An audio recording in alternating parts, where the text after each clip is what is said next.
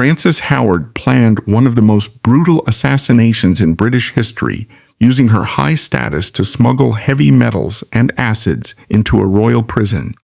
Her victim died a slow, agonizing death from this continuous poisoning. While 17th century law mandated public execution for this crime, only the working-class citizens she hired were hanged. Despite her clear guilt, King James I directly intervened to cancel her hanging and allowed her to live comfortably on a large country estate. This historical case exposes the severe corruption within the Jacobean government. How did a noblewoman manipulate the absolute power of the monarchy to orchestrate a gruesome assassination, completely evade the hangman's noose, and leave only her working-class accomplices to face the brutal weight of the law? Born in 1590, Francis Howard grew up in a dominant political syndicate rather than a traditional family. The Howards were a wealthy, pro-Spanish conservative faction operating at the center of English politics. Her father, Thomas Howard, was a former naval commander who eventually became Lord High Treasurer. This powerful position gave the family direct control over the financial arteries of the English state. Her mother, Catherine Knivet, openly institutionalized corruption at court to build the family's immense wealth. She accepted vast bribes from foreign diplomats to steer English policy in favor of Spain. Meanwhile, her great-uncle Henry Howard served as the family's ruthless political strategist. A deeply cynical survivor of political exile, he cared only about consolidating power and viewed personal morality as completely irrelevant. Francis was raised entirely within this brutal, competitive environment. Instead of developing a traditional moral compass, she was strictly conditioned to understand the mechanics of power and manipulation.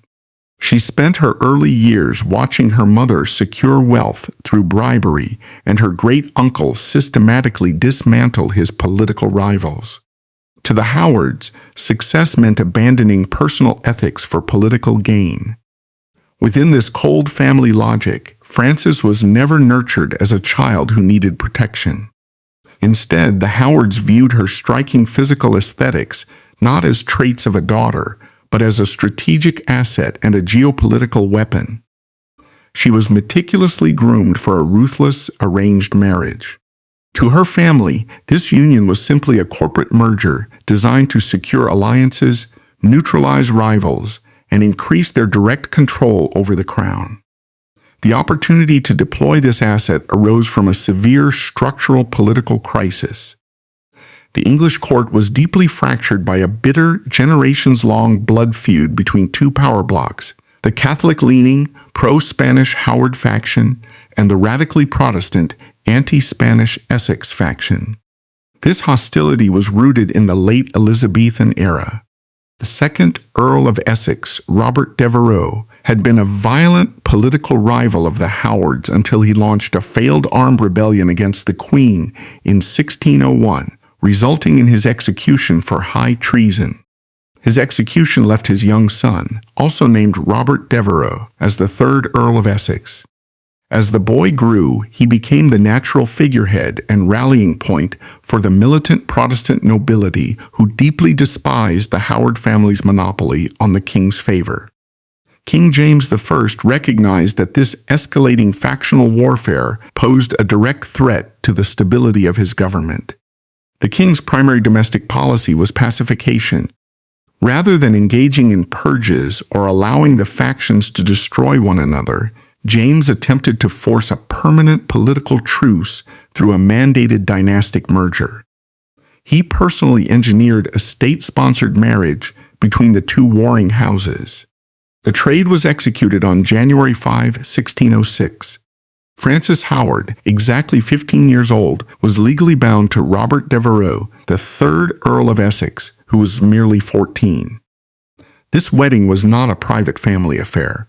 It was a sprawling, publicly broadcast state operation. King James I was so deeply invested in this political truce that he utilized the national treasury to fund the extravagant ceremony. The state financed extensive banquets, tournaments, and extravagant architectural sets. The Crown even commissioned the era's legendary playwright, Ben Jonson, to write and produce an elaborate theatrical masque titled Hymenaea. The masque was specifically designed as a piece of state propaganda, utilizing complex classical mythology to publicly glorify the Union and symbolize the forced harmony of the English nobility under the wisdom of the king. Despite the financial expenditure and the legally binding vows, the biological reality of the union required immediate administrative intervention. Because both Francis and Robert were in their early adolescence, the medical and social protocols of the Jacobean court dictated that the marriage should not be immediately consummated. Premature consummation was widely believed to stunt physical growth and endanger the lives of young women through early pregnancy. Consequently, the Crown and the respective families enforced a strict geographic separation immediately following the wedding ceremonies. Robert Devereux, the new Earl of Essex, was shipped across the English Channel. He was dispatched to continental Europe to undertake a prolonged educational tour designed to instruct him in military strategy, foreign languages, and Protestant statecraft. Frances Howard did not accompany her husband. She was left entirely unsupervised in London, remaining embedded in the glittering, morally bankrupt epicenter of the Whitehall court. While her husband was subjected to strict military and academic discipline in Europe, Frances matured rapidly within the Howard Syndicate's sphere of influence.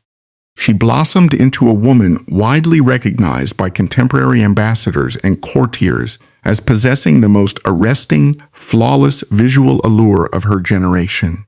She was a recognized countess, legally married but physically unattached, operating daily in an environment where infidelity was rampant and power was the ultimate aphrodisiac. The geopolitical merger had been legally finalized on paper, but the physical and psychological chasm between the teenage husband and wife had only just begun to widen. In late 1609, an 18-year-old Robert Devereux, the third Earl of Essex, returned to the English capital to formally claim his legal wife and his political position at court. The physical discrepancy between the two spouses was absolute. During his educational exile on the European continent, Essex had contracted a severe case of smallpox. In the early 17th century, smallpox was a lethal, disfiguring pathogen. Essex survived the infection, but his physical aesthetics were permanently ravaged. The virus left his face heavily scarred, deeply pitted, and entirely stripped of the refined aristocratic symmetry expected in the upper echelons of the court. Furthermore, his prolonged military and academic training abroad had hardened his demeanor. He returned not as a polished, highly cultured courtier skilled in the intricate social dances of Whitehall, but as a rigid, coarse, and unrefined young nobleman who expected immediate, unquestioning domestic obedience. Frances Howard, conversely, had spent those 3 years embedded at the epicenter of Jacobean high society. She had been continuously groomed by the Howard faction, surrounded by the finest silks, the most sophisticated political operatives, and the highest concentration of wealth in the kingdom. She was universally acknowledged by domestic peers and foreign ambassadors as the premier physical beauty of the English court. The immediate physical reunification was catastrophic. Frances was entirely repulsed by her legal husband. She viewed him not as a political partner, but as a crude, aesthetically offensive stranger who fundamentally lacked the sophistication required to operate in her environment. The Howard Syndicate had conditioned her to view men as assets to be utilized for the expansion of power. Essex, stripped of his political leverage and physically disfigured, possessed zero utility for her personal ambitions. Recognizing the aggressive public repulsion his wife exhibited toward him in London, Essex executed a standard patriarchal maneuver. He utilized his unchallenged authority under English common law to physically remove Frances from her power base. He commanded her to leave the vibrant, politically crucial capital and ordered her relocation to his ancestral country estate, Chartley, located in the remote, isolated terrain of Staffordshire. For Francis, the relocation to Chartley was not merely a change of residence, it was a tactical imprisonment.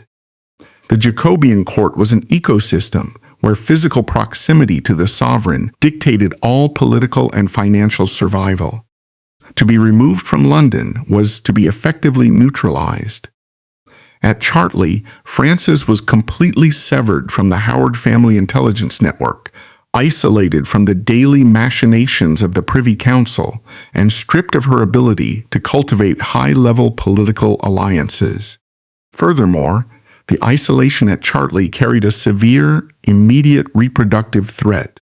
Essex expected to consummate the marriage and immediately initiate the production of a male heir to secure his dynasty. Francis possessed an acute understanding of aristocratic mechanics. The moment she surrendered her physical body to Essex and became pregnant with his child, she would be permanently subjugated. Her status as an independent, high-value political asset would be terminated, and she would be irreversibly locked into the Essex faction, a faction her own family fundamentally despised. To preserve her political autonomy and force her eventual extraction from the marriage, Francis initiated a protocol of physical and psychological resistance. Upon arriving at the gloomy, isolated manor of Chartley, she immediately barricaded herself within her private bedchamber. She violently and categorically refused any physical intimacy with her husband. Rather than merely shrinking away, Francis aggressively fortified her bedchamber with physical barricades and unleashed relentless verbal degradation to strip Essex of his domestic authority, transforming her biological denial into a calculated psychological siege. This resistance was not an emotional tantrum. It was a calculated legal strategy. In the rigid, theology-based legal system of the 17th century Church of England, divorce by mutual consent was a structural impossibility. A legally binding marriage, blessed by the Church and sanctioned by the king, could not be dissolved simply because the spouses despised one another. There was only one legal way to completely annul an aristocratic marriage, proving the union was never finalized. If Francis could convince a church court that the marriage remained incomplete, it would be voided from the very beginning. This ruling would make her legally single and free to remarry. Therefore, preventing Essex from fulfilling his marital duties was not just a personal preference. It was a strict necessity for her future political survival. Francis recognized that passive physical resistance inside a locked bedroom was a fragile, unsustainable strategy.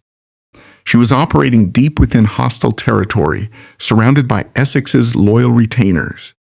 To guarantee the failure of the consummation, she required active, clandestine external support.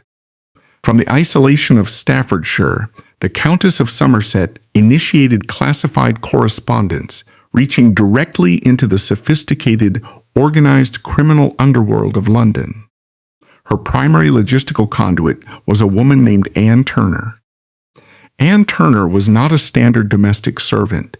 She was a cunning, socially mobile operator who straddled the line between legitimate elite commerce and the black market.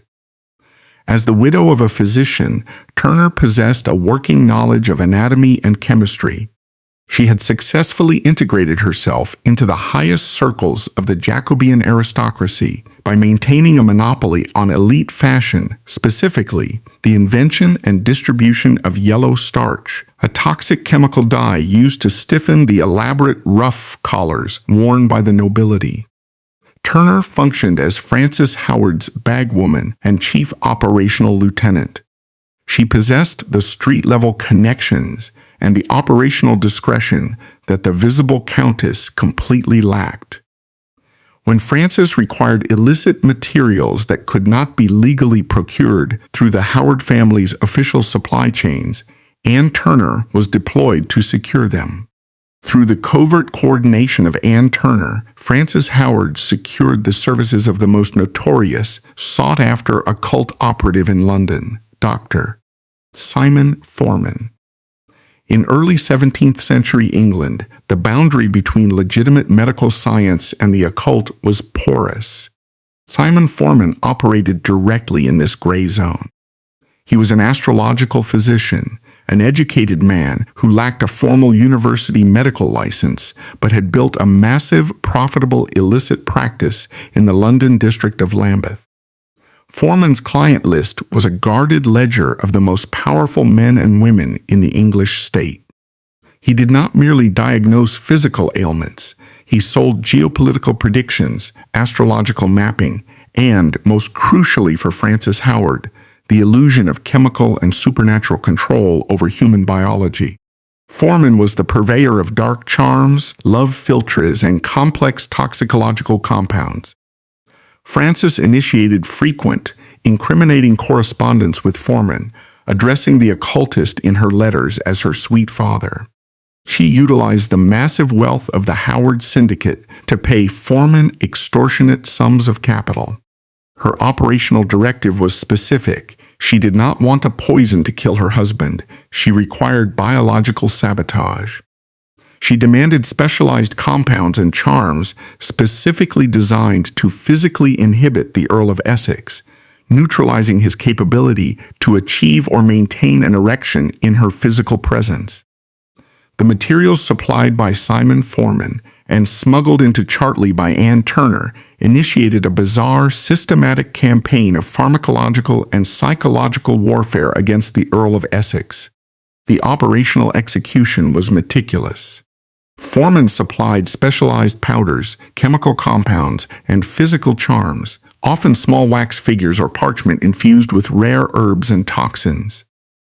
Operating with the assistance of compromised servants within the Chartley household, Frances systematically deployed these assets.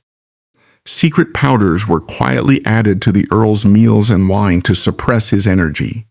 At the same time, hidden charms were sewn into his clothing, bedding, and furniture. While the exact ingredients of Forman's powders remain a mystery, 17th century mixtures often relied on natural sedatives and camphor. These substances were specifically used to lower blood pressure, cause severe fatigue, and completely dull his physical responses. The systematic administration of chemical sedatives, compounded by a consistently hostile domestic environment and the deliberate psychological pressure exerted by Frances, successfully disrupted Essex's physiological responses and induced a continuous state of functional impotence. The Earl of Essex, despite being a young, physically capable man, found himself entirely unable to force the consummation of his marriage. For months, the young Earl was subjected to this invisible, systematic dismantling of his masculine capability. He was humiliated within his own household, continually thwarted by a wife who treated him with unyielding contempt. Frances Howard's strategy of physical blockade was successful. By ensuring the marriage remained entirely unconsummated, she had successfully laid the unassailable legal and physiological foundation required to completely destroy the union and initiate the next phase of the Howard family's geopolitical expansion. The political strategy deployed by the Howard family upon Frances's return relied entirely upon exploiting the specific, centralized administrative architecture of King James I's government. Unlike his predecessor, Queen Elizabeth I, who meticulously balanced competing factions to maintain control, James governed through the monopolistic elevation of a single, powerful male favorite. The royal favorite was not merely a companion or a romantic interest. He functioned as the primary gatekeeper to the sovereign. The favorite controlled the king's daily schedule, filtered incoming intelligence, dictated the distribution of royal patronage, and managed the influx of state petitions. To control the favorite was to effectively control the operational machinery of the English Empire. By 1611, the undisputed favorite of King James I was Robert Carr, recently elevated to the title of Viscount Rochester. Carr was a minor Scottish nobleman who had rapidly ascended the hierarchy based almost entirely on his unparalleled physical magnetism and his carefully cultivated, charismatic submission to the king. He was visually striking, athletic, and possessed the exact physical attributes that captivated the monarch.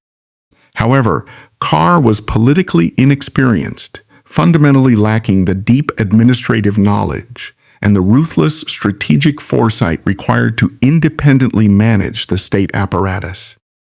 The Howard family, directed by the supreme strategic intellect of Henry Howard, the Earl of Northampton, executed a flawless political calculus regarding Robert Carr. The Howards possessed massive institutional power, controlling the treasury, the navy, and vast networks of Catholic sympathizers.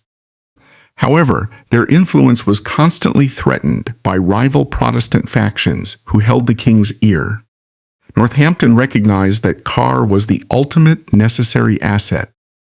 If the Howard faction could successfully capture and control the king's favorite, they would achieve a total monopoly over the English government. They would merge their deeply entrenched bureaucratic power directly with Carr's unhindered physical access to the sovereign. Francis Howard was immediately designated as the primary instrument of this capture. Operating at the highest levels of court society, Francis initiated a calculated, intense pursuit of Robert Carr. The attraction was mutual and immediate.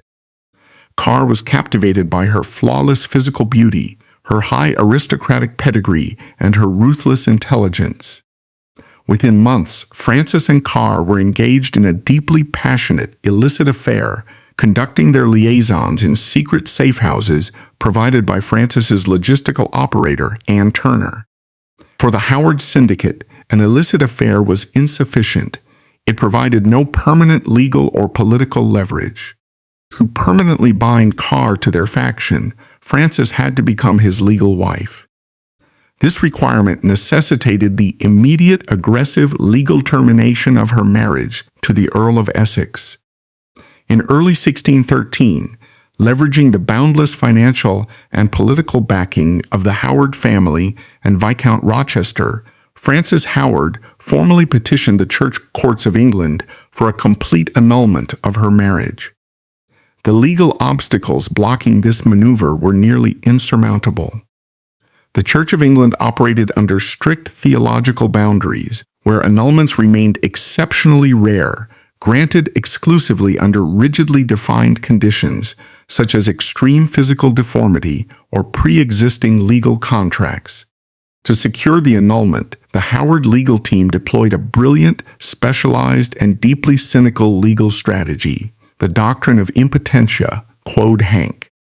Translated literally as impotence specifically toward her, this legal fiction provided the exact loophole required to satisfy all parties. The Howard lawyers did not argue that the Earl of Essex was a fundamentally impotent, physically deficient man. Claiming general impotence would have completely destroyed Essex's social standing, humiliated his powerful Protestant faction, and guaranteed a massive, destructive legal counterattack. Instead, the legal petition explicitly stated that the Earl of Essex was a perfectly healthy, biologically capable man who could theoretically father children with any other woman in the kingdom. However, due to a mysterious, laser-focused bewitchment or demonic interference, maleficium, he was rendered physically incapable of performing the marital act exclusively with Francis Howard. This specific legal argument was a masterpiece of political maneuvering. It provided the church with a recognized theological justification, demonic interference, to dissolve the union, while simultaneously protecting Essex's masculine pride and biological reputation, theoretically ensuring he would not contest the proceedings with maximum hostility. Despite the sophisticated legal arguments, the church court required physical verification of the core claim. For the annulment to be granted on the grounds of non-consummation, the court mandated a formal physical examination of Francis Howard, to legally certify that she remained a virgin after 7 years of marriage. This requirement presented a catastrophic operational crisis. Frances had been actively engaged in a passionate physical affair with Robert Carr for over a year. She was definitively not a virgin. Submitting to an objective medical examination would instantly expose the perjury, destroy the annulment petition, and subject the Howard family to public humiliation and criminal prosecution for fraud. Frances executed one of the most brazen, coordinated frauds in English legal history. She did not refuse the examination. She manipulated its practical execution. Citing the extreme modesty expected of a high-ranking noblewoman, she demanded that the physical inspection take place in a heavily darkened, strictly controlled environment. On the day of the examination, Frances arrived at the designated location flanked by her loyal retainers, draped in voluminous, heavy robes and wearing a thick, opaque black veil that completely obscured her face. She was led into a dimly lit chamber where a panel of aristocratic matrons and midwives appointed by the court waited to conduct the inspection. Under the cover of the shadows and the heavy veils, Frances Howard executed a physical substitution. She swapped places with a young, genuinely virginal maid, widely believed by historical contemporaries to be the daughter of Sir Thomas Monson, a loyal Howard ally. The panel of midwives physically examined the body double, legally verifying the presence of an intact hymen. They signed the official court affidavits swearing that Frances Howard, the Countess of Essex, was a pure, untouched virgin. The Howard Syndicate had successfully defrauded the highest ecclesiastical authorities in the realm. Despite the fabricated physical evidence, the annulment encountered a formidable roadblock: George Abbot, the Archbishop of Canterbury. Archbishop Abbot was a rigid, principled Calvinist who deeply despised the Howard faction's Catholic sympathies and their blatant corruption. He was horrified by the annulment proceedings. Abbot recognized the legal fiction of impotentia quodhängt for exactly what it was: a fabricated excuse designed to facilitate an illicit affair. He argued vehemently before the Privy Council that allowing a divorce on the grounds of localized witchcraft would completely destabilize the entire aristocratic family system of England. If a noblewoman could dissolve her marriage simply by claiming her husband was bewitched, the legal foundation of property transfer, inheritance, and dynastic alliances would collapse. Abbot utilized his supreme ecclesiastical authority to block the annulment, swaying the initial panel of judges to vote against Frances. The Howard Syndicate's grand strategy was on the verge of total failure. To break the administrative blockade, Robert Carr deployed his ultimate weapon, King James I. Carr aggressively pressured the king to personally intervene in the judicial process. King James I harbored a lifelong, extensively documented intellectual obsession with the occult, witchcraft, and demonology, having previously authored a comprehensive theological treatise titled Daemonology. The king viewed himself as the supreme theological arbiter of the state. He publicly sided with Frances, personally writing a lengthy, meticulously detailed theological defense of the reality of demonic interference to relentlessly pressure the archbishop and the opposing judges. When Archbishop Abbot refused to yield to this royal intimidation, King James executed a blatant, unprecedented abuse of executive power. He deliberately altered the structural architecture of the Judicial Commission. The king packed the jury by immediately appointing two fiercely loyal, politically ambitious bishops to the panel: Thomas Bilson, Bishop of Winchester, and John Buckridge, Bishop of Rochester. These men were explicitly placed on the commission to deliver the exact verdict the crown demanded. On September 25, 1613, following months of intense legal warfare and sovereign intimidation, the annulment passed by a razor-thin, controversial vote of 7-5. The marriage of Frances Howard and the Earl of Essex was officially legally dissolved. The corruption of the verdict was so visible that it immediately entered the public consciousness. Shortly after the ruling, Bishop Bilson's son was conveniently knighted by the king, earning the bishop the mocking, popular street nickname Sir Nullity Bilson. The Howard Syndicate had successfully manipulated the absolute power of the monarch to subvert the justice system. While Frances Howard and her family celebrated the monumental legal victory that cleared the path for her marriage to Robert Carr, a massive, lethal threat continued to operate in the immediate background. This threat was not a rival aristocratic faction. It was a single, educated individual, Sir Thomas Overbury. Thomas Overbury was an Oxford-educated scholar, a brilliant lawyer, a talented poet, and, most crucially, Robert Carr's closest personal friend and primary political advisor. The operational dynamic between Carr and Overbury was symbiotic. Carr possessed the flawless physical aesthetics required to captivate King James I and secure executive access. Overbury possessed the massive intellectual capability, the administrative discipline, and the strategic foresight required to actually manage the state apparatus. Overbury was the operational brain behind the royal favorite. He processed all of Carr's classified diplomatic correspondence, drafted his political responses, managed his schedule, and negotiated with foreign ambassadors. Overbury even operated as Carr's literary ghostwriter, personally composing the sweeping, poetic love letters that Carr sent to Frances Howard during the early stages of their illicit affair. Overbury essentially ran the English government from the shadows, utilizing Carr as an effective, physically attractive proxy. Overbury was a staunch, uncompromising Protestant who deeply despised the crypto-Catholic Howard family. Initially, Overbury tolerated Carr's affair with Frances, viewing it merely as a physical distraction that provided Carr with premium, unfiltered intelligence regarding the Howard Syndicate's maneuvers. However, when Overbury realized that Carr actually intended to legally marry Frances, permanently aligning himself with the Howard faction and integrating Frances into their most guarded, impenetrable inner circle of power, Overbury erupted into violent opposition.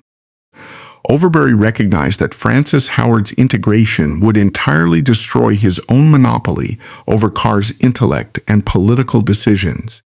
Furthermore, he viewed Frances with unyielding contempt. He did not mask his hostility. Operating with massive arrogance, Overbury publicly degraded Frances, referring to her as a base woman and a strumpet directly to Carr's face.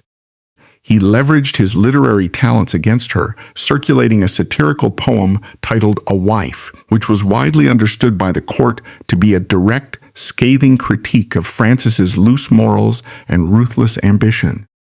But Overbury was not merely an annoying critic. He possessed the ultimate strategic trump card. Because he had managed Carr's correspondence and ghostwritten the love letters, Overbury possessed hard, documented proof of the illicit affair that predated the annulment. He possessed intimate knowledge of the exact mechanics of the virginity test fraud and the bribes paid to the occultist Simon Foreman. Overbury issued a direct, dangerous ultimatum to Robert Carr. He threatened to publicly release all the classified correspondence, the logistical details of the affair, and the forensic proof of the annulment fraud directly to the press, the rival Protestant factions, and the Archbishop of Canterbury. In a single stroke, Sir Thomas Overbury transitioned from an arrogant, intellectual nuisance into an existential threat to the Howard dynasty. If Overbury executed his threat, the annulment would be reversed. Frances would face criminal prosecution for massive fraud. The Howard family's reputation would be permanently annihilated, and Robert Carr would be entirely disgraced in the eyes of the king. The political calculus for Frances Howard and the Earl of Northampton was immediate and absolute. Sir Thomas Overbury could not simply be debated or politically outmaneuvered. He possessed the capability to instantly destroy the entire geopolitical merger they had spent years engineering. He had to be permanently silenced. The legal battles were concluded. The operational phase of physical elimination was about to begin. The first operational objective was to legally remove Overbury from the immediate physical proximity of Robert Carr and the king. Francis and Northampton deployed a sophisticated psychological manipulation of King James I. The king already harbored a deep, simmering distaste for Thomas Overbury. James possessed an inflated ego regarding his own intellectual superiority and deeply resented Overbury's well-known arrogance and his dominant, almost controlling influence over the royal favorite. Exploiting this sovereign irritation, the Howard Syndicate suggested a solution that appeared to benefit the crown: offer Overbury a prestigious, high-ranking diplomatic posting overseas. The proposed assignment was a formal ambassadorship to either the Russian Empire or the French court. This offer was a classic Jacobean political maneuver, an absolute exile deliberately disguised as a supreme promotion. If Overbury accepted the post, he would be permanently removed from London. His communication with Carr would be severed by thousands of miles, and his ability to release the blackmail material regarding the annulment fraud would be neutralized. It was at this specific strategic juncture that Robert Carr executed a calculated political betrayal against the operative who had engineered his governmental career. Recognizing that aligning with the Howard Syndicate offered greater long-term security, Carr initiated a dual-faced negotiation strategy to neutralize his closest ally. Operating in secret, Carr approached Overbury and aggressively urged him to flatly reject the king's diplomatic offer.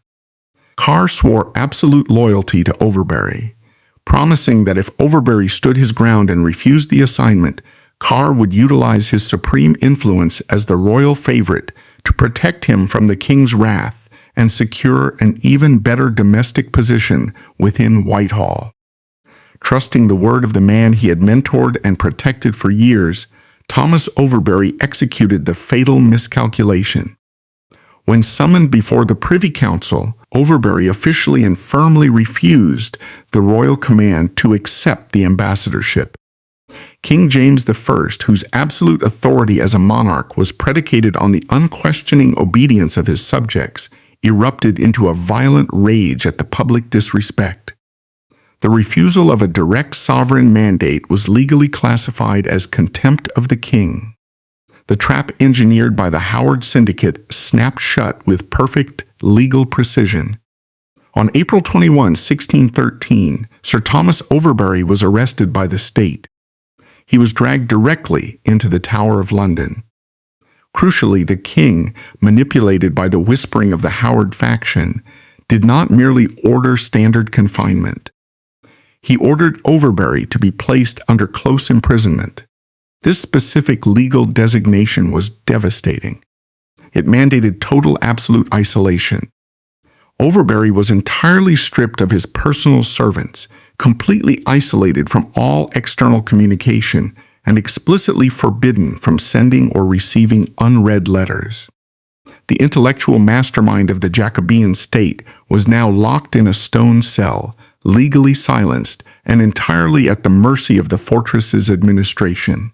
Securing Overbury inside the Tower of London was only the first phase. To execute a covert assassination, Francis Howard required unchecked operational control over the internal mechanics of the prison. In April 1613, the Tower was commanded by the Lieutenant of the Tower, Sir William Waad.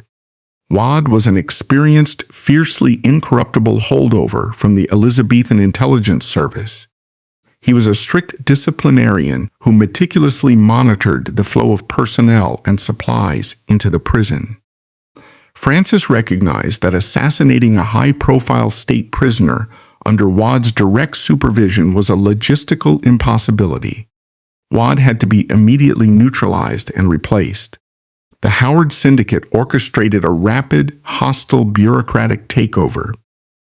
Utilizing their influence over the Privy Council, They manufactured a series of false, damaging charges of administrative negligence and financial embezzlement against Sir William Waad. Faced with the combined overwhelming pressure of the Howard faction and the royal favorite, Waad was forced to formally resign his commission in May 1613. To replace him, Francis and Carr installed Sir Gervase Helwys. Helwys was not a hardened intelligence officer. He was an ambitious, financially desperate nobleman who viewed the lieutenancy of the Tower strictly as a lucrative economic investment.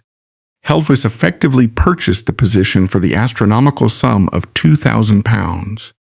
Because he lacked the liquid capital, the loans required for this purchase were guaranteed and facilitated directly by Robert Carr. This financial arrangement completely compromised the new lieutenant.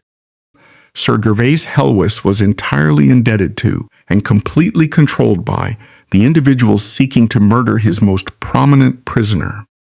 With the primary command of the Tower secured, Frances required a direct physical conduit into Overbury's cell. She deployed her logistics operator, Anne Turner, to recruit Richard Weston. Richard Weston was a 60-year-old former tailor who possessed a rudimentary working knowledge of medical administration. More importantly, he possessed unquestioning loyalty to Anne Turner. Utilizing Helwys's compromised authority, the syndicate officially installed Weston as Overbury's exclusive personal jailer. Weston controlled every ounce of food, water, and medicine that entered the cell. The supply chain of biological destruction was now fully established. Frances utilized Anne Turner as her bagwoman, funneling vast sums of capital to procure the necessary ordnance. Turner contracted a back-alley apothecary and skilled toxicologist named James Franklin. Franklin was not a standard physician. He was a specialist in the dark arts of pharmacological assassination. He was contracted to provide a specific arsenal of slow-acting toxins. The operational directive from Francis Howard was clear. The death could not be sudden or violent.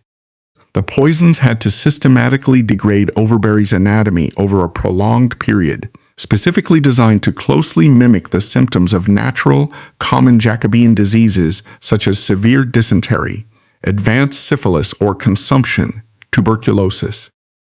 The chemical and biological arsenal unleashed upon Sir Thomas Overbury was terrifying in its scope and its clinical brutality. James Franklin supplied a sophisticated, multi-tiered toxicological matrix. The primary agents included white arsenic trioxide, deployed to cause acute, severe gastric inflammation, internal hemorrhaging, and cellular death. Realgar, an arsenic sulfide, was introduced specifically to attack and destroy the hepatic system, causing acute liver failure and jaundice. Mercury sublimate, mercury chloride, was heavily utilized to systematically dismantle the renal system and the central nervous system, inducing kidney failure, violent tremors, and psychological degradation. Cantharides, a toxic substance derived from blister beetles, was administered to ravage the urinary tract and the mucous membranes, causing agonizing, blistering internal burns. The most mechanically brutal element of the arsenal was the introduction of crushed diamond dust. This was not a chemical poison, but a mechanical weapon. The microscopic, razor-sharp edges of the pulverized diamonds were designed to physically shred and lacerate the delicate epithelial lining of Overbury's esophagus, stomach, and lower intestines. These continuous, microscopic internal lacerations created thousands of open, bleeding wounds within his digestive tract, ensuring that the arsenic and mercury compounds were absorbed instantly and directly into his bloodstream at maximum toxicity. Throughout the summer of 1613, Frances Howard weaponized her own aristocratic kitchens to serve as the delivery system for this pharmacological assault. She utilized the standard, normalized Jacobean practice of sending luxury food items to high-status prisoners as care packages. Frances personally supervised the lacing of high-value culinary items. Delicately baked fruit tarts, highly sugared jellies, Expensive imported wine and roasted partridge were heavily saturated with Franklin's toxic compounds. These baskets were dispatched directly to the Tower of London. To maintain the operational security of the delivery, Francis sent classified, coded letters to the lieutenant, Sir Gervase Helwys. These letters contained explicit logistical instructions, warning Helwys which specific baskets and vials were safe for his own consumption, and which items were heavily poisoned and strictly designated for Overbury. Helwys, terrified of the Howard family's immense power and recognizing his own financial dependency on Carr, became fully complicit in the assassination. He turned a deliberate, legally treasonous blind eye to the operation, strictly enforcing the delivery of the tainted food. This complicity remained absolute even after a dangerous logistical error occurred, wherein a batch of Francis's heavily poisoned tarts was accidentally consumed by the prison's livestock, instantly killing the pigs within the tower grounds. Inside the isolated stone cell, Thomas Overbury's physical body became a devastating physiological war zone. Subjected to continuous overlapping doses of heavy metals and corrosives, he suffered from agonizing, continuous abdominal cramps, explosive and bloody diarrhea, severe cellular dehydration, the eruption of blackening, necrotic skin ulcers across his torso, and terrifying, chemically induced neurological hallucinations. Yet defying all biological logic and the expectations of the Howard Syndicate, Sir Thomas Overbury absolutely refused to die. The failure of the assassination attempt during the summer of 1613 was rooted in a specific pharmacological phenomenon known as mithridatism, the acquisition of immunity or tolerance to a poison by the administration of gradually increasing doses, compounded by the inadvertent intervention of the state's own medical apparatus. Because Francis and Franklin were dosing Overbury with a chaotic, wildly fluctuating mixture of different toxins over a period of several months, they accidentally allowed his biology to develop a crude, agonizing tolerance to the heavy metals. His liver and kidneys, though severely damaged, were continually fighting to process the varying chemical structures. Furthermore, because Overbury was a prominent state prisoner, the Crown eventually dispatched royal doctors to treat his rapidly deteriorating condition. Completely unaware of the covert assassination plot, the royal physicians diagnosed Overbury with a severe natural imbalance of the humors. Their standard Jacobean medical treatment involved the heavy administration of powerful emetics to induce violent vomiting and harsh purgatives to induce diarrhea. In a staggering twist of historical irony, the aggressive medical treatments deployed by the royal doctors inadvertently saved Overbury's life for months. The emetics and purgatives forced his body to violently expel the poisoned food and wine from his digestive tract before the heavy metals could fully absorb into his organs and reach a lethal threshold. By late August 1613, the prolonged suffering had sharpened Overbury's survival instincts. He became deeply, accurately suspicious of the external supply chain. He firmly refused to consume any outside food packages sent by his former allies, demanding to eat only standard rations prepared directly in the Tower kitchens, and violently forcing his jailer, Richard Weston, to physically taste every liquid and solid item before he would consume it. The covert, slow-acting assassination protocol had completely stalled. Meanwhile, the legal clock was rapidly expiring. The final verdict for Francis Howard's annulment was mere weeks away. If Overbury survived the tribunal and managed to smuggle intelligence out of the Tower, the entire geopolitical structure the Howards had built would instantly detonate.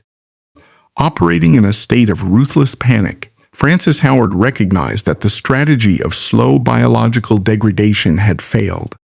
She demanded an immediate, definitive, and surgically lethal strike that could entirely bypass Overbury's defensive measures and his digestive system.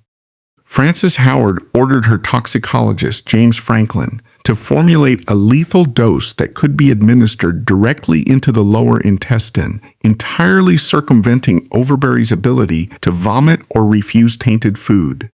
The prescribed delivery mechanism was a clyster, the Jacobean term for a medicinal enema. Because the primary jailer, Richard Weston, lacked the technical medical skill required to execute this procedure, the syndicate outsourced the final strike. They bribed a young, low-level apothecary's assistant named William Reeve with the astronomical sum of £20. On September 14, 1613, operating under the plausible guise of treating Overbury's severe, ongoing dysentery, Weston and Reeve entered the cell. Reeve inserted a copper enema tube into the prisoner and manually pumped a concentrated solution, heavily saturated with mercury sublimate, directly into Overbury's lower intestine. Mercury sublimate, a toxic corrosive compound, acted as a severe tissue necrotic agent upon direct contact with internal membranes. The physiological destruction was clinical and irreversible. The mercury immediately triggered widespread mucosal ulceration, systematically eroding the delicate epithelial lining of the colon. As the compromised intestinal walls ruptured, toxic waste flooded into the abdominal cavity, initiating severe localized peritonitis, while the primary heavy metal dosage bypassed the stomach and absorbed directly into the bloodstream to finalize the cardiovascular collapse. Overbury spent the final hours experiencing extreme neurological trauma, continuous localized seizures, and severe internal hemorrhaging. The architect of the Jacobean state died in his cell at approximately 5 a.m. on September 15, 1613. The deployment of internal chemical corrosives caused rapid, visually horrific internal decomposition. Overbury's abdomen became severely distended, and his lower anatomy was reduced to a mass of necrotic, weeping ulcers. The lieutenant of the tower, Sir Gervase Helwys, initiated a frantic, deeply corrupt cover-up. Helwys hastily convened a rigged coroner's jury consisting entirely of low-level prison guards and minor inmates. He deliberately threw a heavy bedsheet over Overbury's lower half and forced the jury members to stand at a significant distance from the corpse, falsely claiming that the body was highly infectious with late-stage syphilis. The intimidated jury swiftly signed official documents attributing the death to natural biological failure. Within 12 hours of his last breath, Thomas Overbury was wrapped in a simple shroud and buried deep beneath the floorboards of the chapel of St. Peter ad Vincula within the tower. This rapid, unceremonious burial successfully ensured his family could never legally exhume the body to conduct an independent autopsy. The operational objective was complete. 10 days later, the packed Judicial Commission granted Frances Howard her annulment. That December, Frances walked down the aisle at Whitehall Palace to marry Robert Carr. In a staggering display of public arrogance, she wore her long hair completely unbound flowing down her back, the traditional visual symbol of a pure, untouched virgin bride. It was a calculated public insult to the Earl of Essex and a definitive victory lap over Overbury's unmarked grave. She was elevated to become the Countess of Somerset. For 2 years, the Howard Syndicate's geopolitical merger remained secure. The structural collapse of the conspiracy did not originate from rival lords, but from the lowest tier of their criminal supply chain. In the summer of 1615, William Reeve, the apothecary's assistant who had administered the fatal enema, contracted a severe illness while residing in Flushing, Holland. Believing he was on his deathbed and terrified of divine judgment, Reeve delivered a full, detailed confession regarding the assassination plot to William Trumbull, an English diplomat stationed in the region. Trumbull immediately transmitted this explosive intelligence directly to the Secretary of State, Ralph Winwood. Winwood was a bitter, motivated political rival of Robert Carr. However, Winwood possessed the strategic patience required to guarantee Carr's destruction. He deliberately withheld the intelligence, biding his time until a new, attractive courtier named George Villiers began to actively capture King James's attention. Once Carr's absolute monopoly over the king's favor began to visibly diminish, Winwood presented the confession and the evidence of the murder directly to the sovereign in September 1615. Faced with a publicized scandal that threatened to tear down the moral authority of the monarchy, King James I appointed the most ruthless, legally aggressive jurist in the realm to lead the investigation, Chief Justice Sir Edward Coke. Coke operated as an administrative machine. He executed over 300 isolated interrogations, dispatched agents to seize James Franklin's remaining vials of poison, and uncovered the damning, handwritten coded letters sent from Francis Howard directly to Sir Gervase Helwyss outlining the assassination logistics. The English justice system mobilized with lethal, terrifying speed against the working-class conspirators. To establish legal precedent and demonstrate state action, the Crown executed the lower-class operatives first. Richard Weston, attempting to remain silent, was legally threatened with peine forte et dure, being crushed to death under heavy iron stones until he entered a plea. He capitulated, confessed, and was hanged at Tyburn. The glamorous logistical operator, Anne Turner, was sentenced to hang. In a final act of psychological cruelty and public state mockery, Justice Coke mandated that Turner wear the stiff, yellow-starched rough collar she had personally invented directly to the gallows, permanently linking her elite fashion legacy to her execution. Sir Gervase Helwyss and the toxicologist James Franklin were subsequently tried, convicted, and choked to death at the end of a rope. The execution of the commoners cleared the legal pathway for the trial of the century. On May 24, 1616, Frances Howard stood trial before a jury of her peers in the House of Lords at Westminster Hall. Recognizing that the forensic and documentary evidence seized by Coke was overwhelming, and that her accomplices were already dead, Frances deployed a brilliant, desperate legal strategy. She pleaded guilty immediately to secure sovereign mercy. Dressed in somber black silk and a delicate black veil, she wept continuously, physically collapsing in apparent terror as the indictment was read aloud. In a hushed, submissive voice, she confessed her crimes and begged for the mercy of God and the king. By strategically pleading guilty, she entirely avoided a brutal public cross-examination by the Attorney General, Sir Francis Bacon. This specific maneuver permanently protected King James I from any further embarrassing revelations regarding the systemic corruption and illicit activities of the royal court. The court fulfilled its legal mandate and formally sentenced the Countess of Somerset to hang. The following day, May 25, Robert Carr was brought to the stand. In stark contrast to his wife, Carr aggressively pleaded not guilty. Recognizing that his political survival was destroyed, Carr initiated a dangerous strategy of mutually assured destruction. He explicitly threatened to expose dark state secrets and heavily implied he would reveal the intimate, controversial nature of his physical relationship with the king if he was convicted. King James I was completely terrified by the geopolitical implications of Carr's threats. The king stationed 2 specialized guards directly behind Carr in the courtroom, issuing them strict, classified orders.